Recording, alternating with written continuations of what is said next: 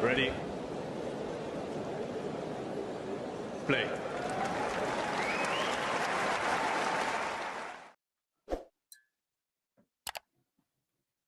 He'll want to seal it on his first one. A man who, for years, has been told he's destined for this title, may be just about to realise it. First serve out wide, long. Missed it, out the box. We have a second serve coming up. Get straight into it. Backhand from Zverev, clears the net. Forehand cross-court from Alcaraz. That's Zverev it. can't do anything about it, and Carlos Alcaraz falls to the ground. He is the 2024 Roland Garros Rennes champion. He roars, he celebrates. He is the latest Spaniard to conquer the French clay. Carlos Alcaraz joins the greats of the game. He has won 3 Grand Slam titles at 3 different major championships, and he's only 22. Eddie, what did we just see? Yeah, I mean, that was, in terms of, we know that it wasn't the highest quality match, and it didn't feel like we had many periods where they were both playing great tennis, although they both had good moments. It was just a crazy match in terms of being up and down. But I think ultimately in the end, Carlos's quality shone through and his ability to sort of play these big moments. I know that there was that decision in the final set that some people might be focusing on, but I mean, it's just one point, and obviously these things happen, and we can't, Hawkeye is Hawkeye. We can't, that's not the rule, so it's up to the umpire. And but just, amazing for Carlos to be able to win this third title on the third different slam. Yeah, amazing, really. Do you think, let's say that ball was out, because we did say, although, Hawkeye saying it was out, margin for error still there. Would you say that Carlos would probably still have broken back and won the 5th anyway, or would Zverev have been a different player in that 5th set? Because that would have made it. Where were we at then? It was 2-1, was it? Yeah. Right. I mean, we simply don't know. That's the. I have no idea. I mean, I could still imagine. It would have been a break back to 2-2. It would have been a break back to 2-2. Oh yeah, 2-2. Yeah. So I mean, that's what it was. Yeah. So I mean, it could have gone anyway really from there on. It's early in the set, so we will never know. We can't say it's completely crucial, but yeah, it's unfortunate. We'd rather not have those decisions. But Matt, how would you analyze the match? Yeah, I mean, I think we've kind of said how up and down it was, unpredictable. Some really good tennis at points. I think mostly from the racket of Alcaraz. I think he produced the big moments, especially in that 5th set. He produced some amazing shots. But I think just from when it really mattered, Alcaraz proved that he was the better player and kind of what we were expecting going into it. But he went the long way around. Let's just say that. Definitely did.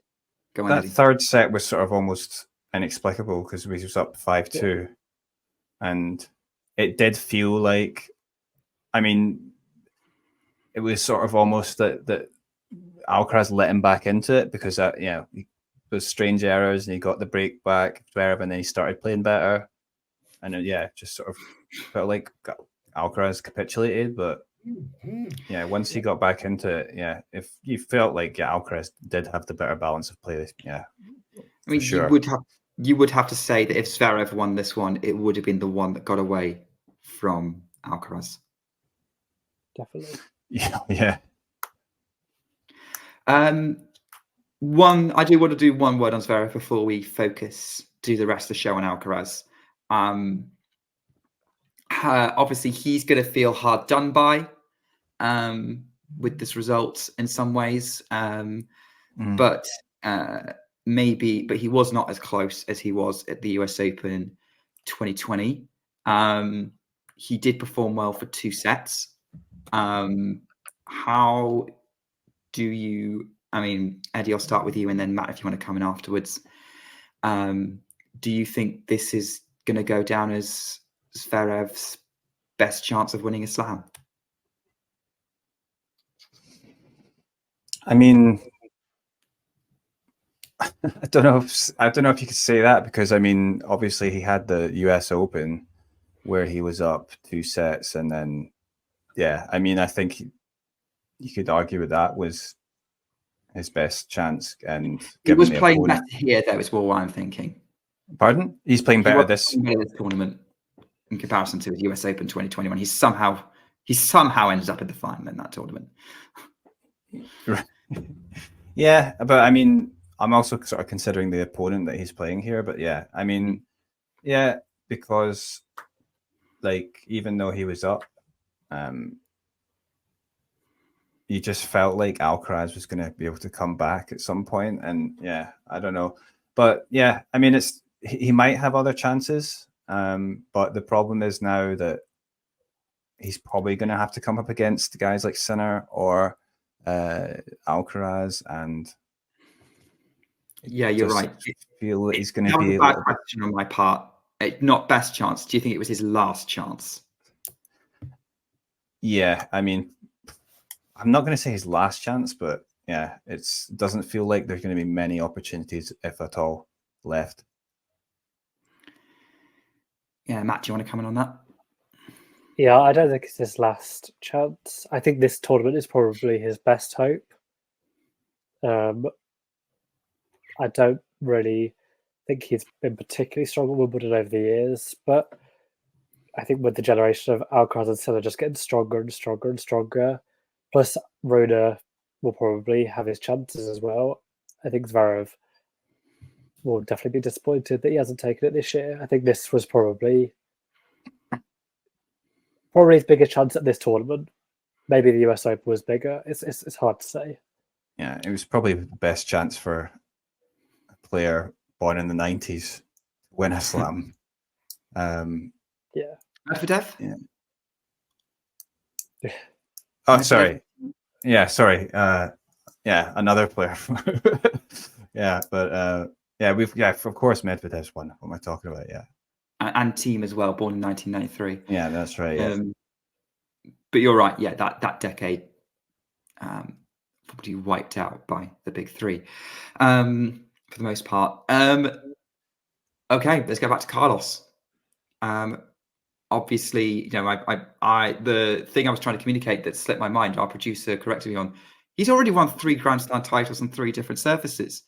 Like, he's already up there with Jimmy Connors and Andre Agassi, Roger Federer, Rafael Nadal, and Novak Djokovic. I don't think I missed anyone else from that list.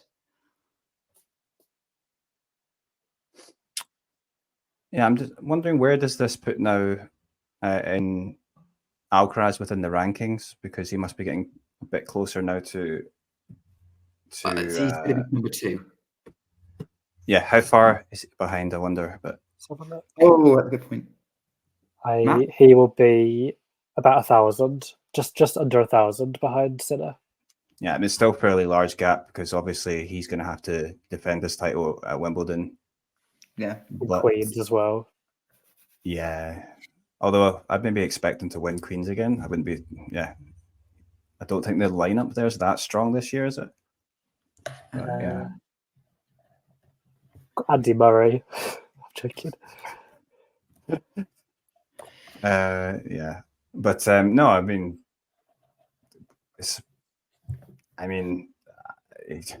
it's amazing, really. I mean, yeah, only 22 that he's won these 3 slams on 3 different surfaces, and the way he does it, by it's like he had those ups and downs, and he had those really bad downs with terrible errors. But I mean, even before the match, we were talking about, he does this sometimes, but then he comes through in the end. He's just he's a box office player. He makes things so exciting sometimes, and just the way he plays so bravely. Yeah, the only other at Queens, the other players there, Dimitrov is the next highest player, then Diminor, Fritz, Rune, Shelton's playing. Yeah, he's not likely to be challenged strongly at that tournament. Maybe Rune is the best hope there. But yeah, so looks like they're getting ready to present trophies and whatnot. So yeah, I guess Carlos now has 3 slams. Jannik Sinner has 1. Obviously, Sinner's been the better player over 12 months. But Matt, you mentioned the gap. You found out the gap for us. I think that gap's gonna narrow surely soon as Carlos starts making up for lost points from sort of the latter half of last year, and Sinner comes up to defending. Yeah, I think after this sort of like US Open swing, I think that's when Sinner's got a lot of pressure on him to defend points, and it's a busy couple of months coming up with the Wimbledon, the Olympics, then the US Open, and the build up to the finals, the China swing. It's going to be interesting to see if Sinner, and also it'll be interesting to see if Sinner enjoys the pressure of being number 1, because not everyone likes that thing. I think he'll be absolutely fine because I think he deals very well with pressure in new situations. But it'll be interesting to see how he copes with that. Yeah, I mean, maybe sets it up nicely for. I mean, assuming that Djokovic doesn't play, it's a good chance he won't play Wimbledon, right? So. Maybe sets up nicely for because they'll go in as number 1 and 2 seeds to go in as a possible Jannik versus Alcaraz final. So yeah, that's what we would expect to happen. I think that would be a blockbuster if that happened. And Wimbledon feels like the right place for that to happen in some ways. Yeah, definitely. It would also be like, I think, really nice for Wimbledon to see that, because I feel like at Wimbledon they've just had. I'm trying to remember the last time there was like a non big 3 or big 4 player in the final.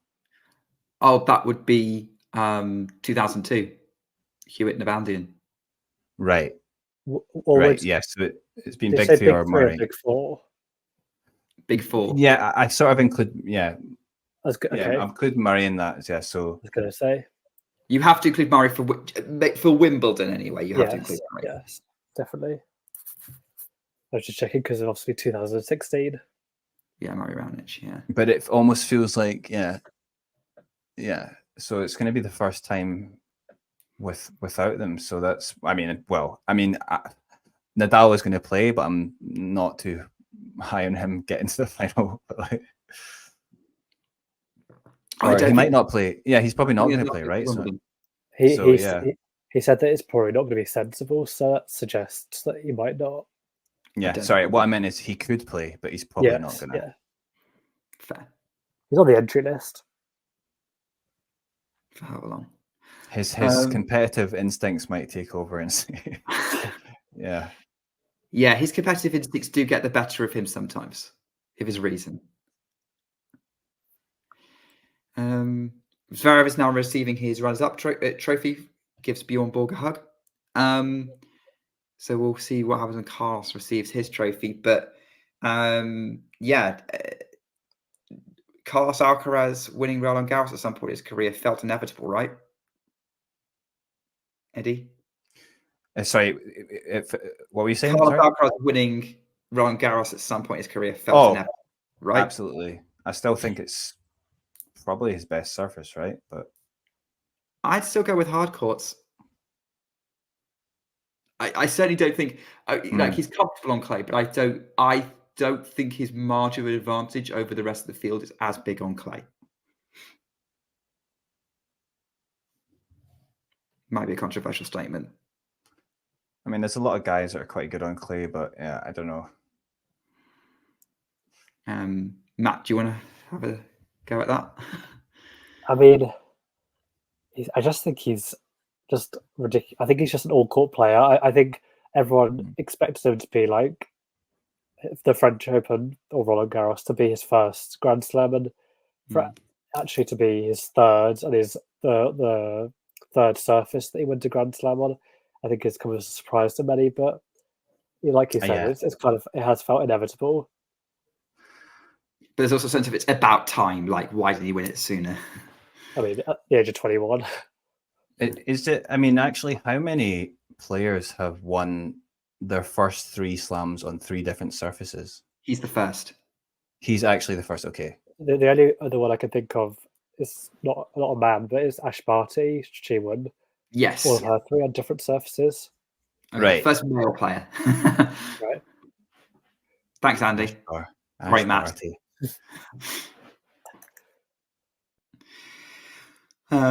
Yeah, so I guess at this rate, Carlos is winning 1 slam per year. Are we expecting him to keep this rate up? You think? Well, I'm going to assume that he's going to actually increase that rate in some years, but it's so hard to say because I mean, there's other players that might come through that we don't even know about, right? But Fonseca, Menchik. Yeah, Menchik, they're seriously talented. So yeah, we've got a poll up. I mean, we had this massive debate last year after he won Wimbledon. How many slams is he going to win? If he wins at a rate 1 per year, then 10 or more is possible. But you don't know about injuries or future rivals, as you've said, Eddie. Yeah, I mean, 10 though is not that far fetched to me, just for his level. Yeah, and I would imagine, that this is not his peak. He's probably got more, right? So he's and I think the same with Sinner though as well. So yeah, I'd agree with that. I think there is more to come from Carlos and from Yannick, and it's going to be between those two, and we'll have to see how it goes. But Carlos is walking up onto the podium now. He's shaking hands with the tournament chairman, and he rushes to take the trophy from Bjorn Borg, who gives him a very pleasant Swedish hug. And Carlos Alcaraz steps up onto the podium holding the Coupe de Musketeer, and he holds it aloft. He finally has it in his hands. Carlos Alcaraz is the first man outside of the big 3 to win this tournament, and Stan Wawrinka to win this tournament in 20 years. Spain continues to dominate at Roland Garros, and he looks highly emotional as he's finally holding that coveted Grand Slam trophy. Matt, do you want to wade in on how many times he's going to be doing that? Oh God, I don't think it's going to be the last time, is how I'll put it. I think, but at the same time, there are a lot of people who I think will be going for this trophy. I think Sinner's proved that he's good enough on clay. Whether he'd be better than Alcaraz is a different question, but Zverev, I think, will be back again in the next couple of years. Djokovic, you never know. You can't count him out. Nadal, I'm afraid, I think might not come back to this tournament, but he hasn't ruled it out. And I think Bruno will be up there at some point. So I would say he's got at least 3 or 4 in him. Another 3 or 4. Yeah. I think that's reasonable. And also, again, we don't know whether he's going to get injured at some point in his career. We hope not, but exactly. Balance of probability is all players have to deal with that at some point. Look at this tournament. We were worried about his arm. Well, yeah, he's had various injury struggles. It's just more dependent on where in the calendar that comes and if it is in this tournament. Yeah, he has missed the Australian Open, actually. And that's the last one now that's missing from the Grand Slam set. That also seems to be the one he's struggled with the most. Mm-hmm. But surely he's going to get over that, right?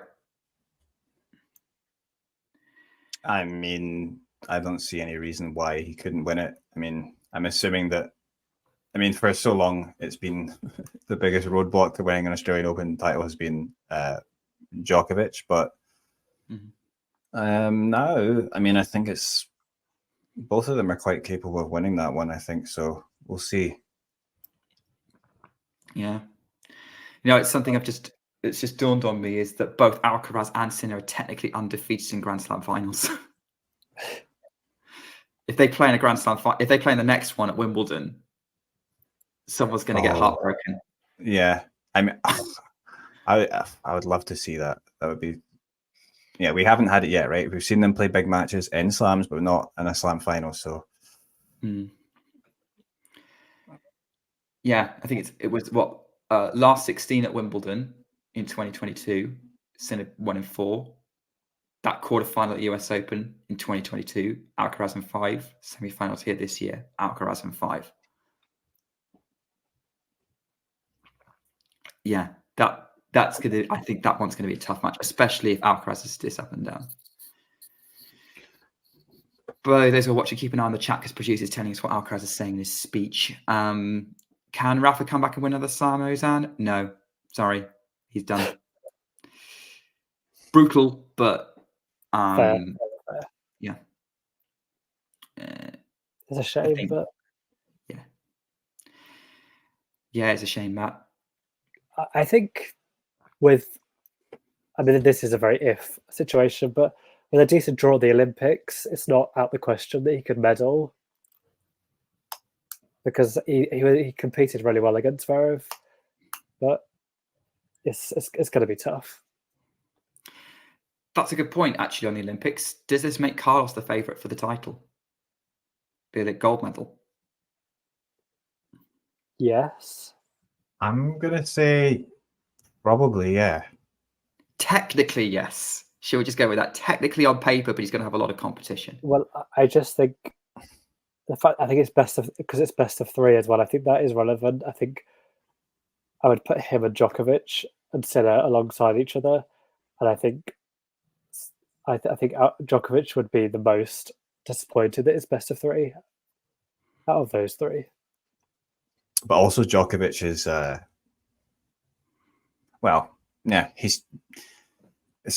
don't know, he hasn't done that well in the Olympics. Obviously, it's not been that often, right? That's happened, but I just wonder whether he's going to put so much pressure on himself to win it because he's really seems focused on it, I think he could be right.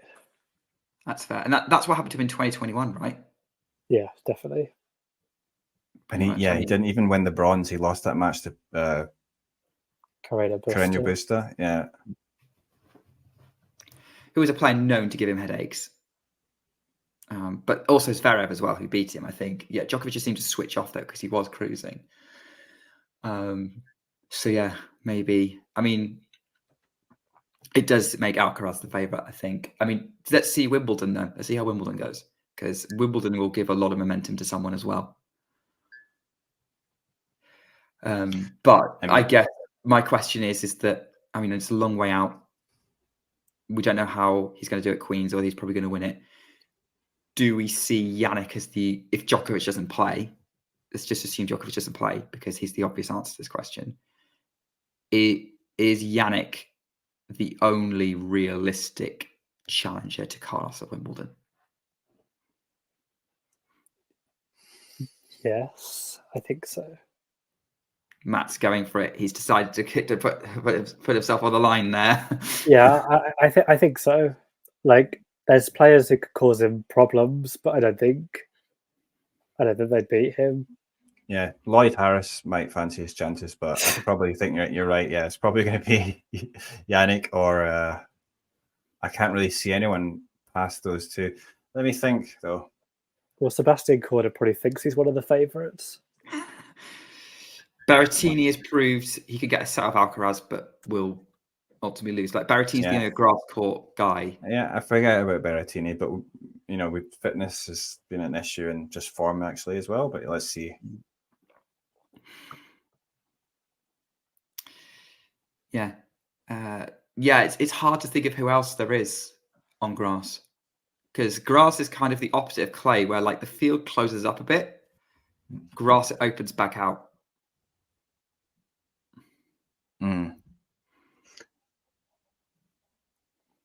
Yeah, I don't know, like, yeah, because this guys like Medi, you thought maybe before he started playing all the Wimbledons that he might have chances to do well on grass, but then it's not really worked like that. And like and Zverev as well, right? But yeah, he just hasn't. Zverev doesn't like low formed bounces. it. Really? Yeah, but with his serve, like you think like he'd be able to, do better. But yeah, that's just Right. her catch as well. Yeah, I mean he's a player that does well on grass. Yeah, but Dimitrov. Oh, yeah. He's a dark horse. Yeah, but whenever we hype up Dimitrov, it goes wrong. So I'm not going to. You can mention him. Yeah, give him a little mention.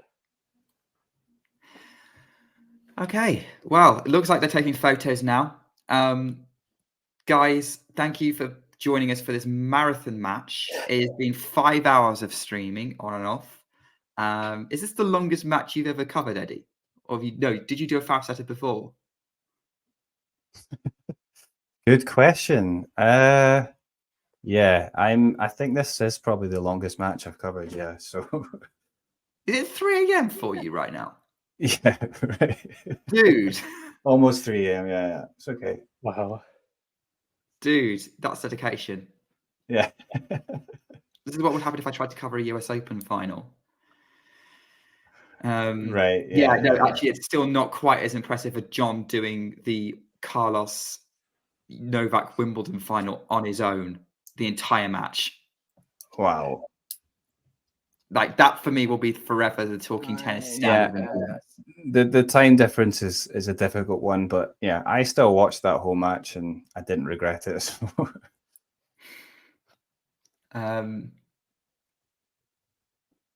Yeah. Okay. Yeah. Well, thanks for joining us for that marathon. I guess let's just wrap up on some final thoughts on what your opinions of your views on Carlos's performance today and Carlos as a player. We'll start with Eddie. Yeah, I just think that he showed that he can actually,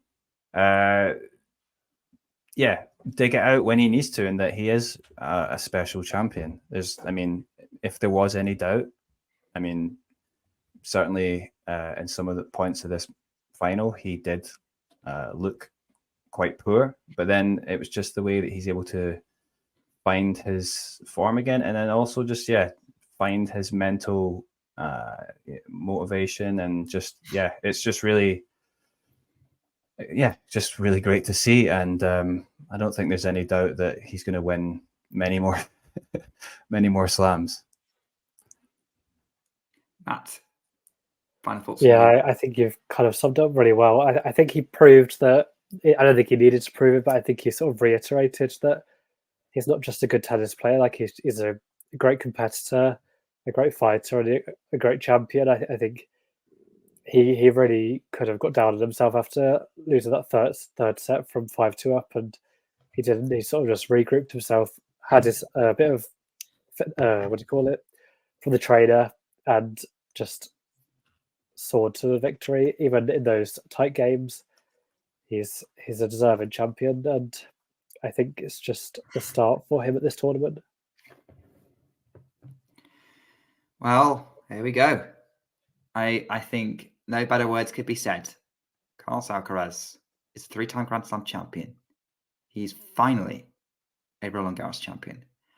And that trophy looks very good in his hands, and he's going to want to come back and win it all over again next year. Clay is not done this year because we'll be back for the Olympics on the surface. Interesting Olympic cycle this year. But that's a problem to think about in a month, because it's time for the green grass. We're getting hints of it already in Surbiton, and he's not on the stream, but thank you so much, Jerome, for bringing us such great content from that tournament. So go check those videos. The interviews with the champions, Van Uytvanck and Lloyd Harris, are going to be up, and you'll be seeing similar videos from John as he will be at the Libema Open in Rosmalen from tomorrow, and covering the men's and women's 250 events happening there. So similar content coming your way as we build and build and build into the rapid Wimbledon warm-up season. There's still going to be plenty of opportunities to reflect on Roland Garros, though, because we'll be having WTA Weekly and ATP Weekly coming to you in the next 24 hours or so. Some TBCs on that, but keep an eye on the channel for when those come up. If you are newer subscribers, and I've seen we've had a few new people subscribe to us, they are our weekly magazine shows where we cover the 2 tours, and we'll wrap up all the stories from Roland Garros on those 2 shows. So keep an eye out for those to come out. But yeah, this has been a fantastic French Open for all sorts of different reasons. What a way to close it out. So I'm looking forward to covering the grass season and watching Wimbledon with you all. But until then, take care and keep talking tennis. If you enjoyed this video, make sure you hit that like button.